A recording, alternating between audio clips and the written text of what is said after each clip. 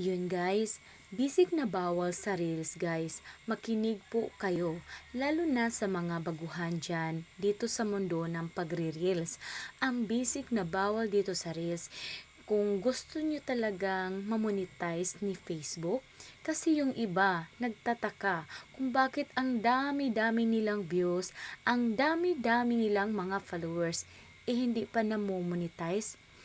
Dahil yan guys, sa mga videos nyo na may watermark kagaya ng mga TikTok logo at CapCut.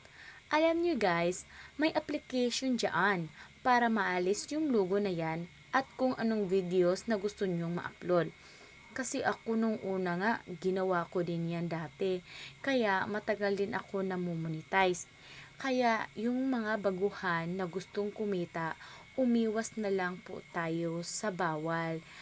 Tsaka ako nga dati, hindi naman ako gumagamit ng mga music. Kasi nga nakaka-copyright ako guys. At dapat talaga, yung mga videos niyo, talagang galing po sa inyo. Kasi pag hindi galing sa inyo ang videos na yan, madidetect talaga tayo ni Facebook.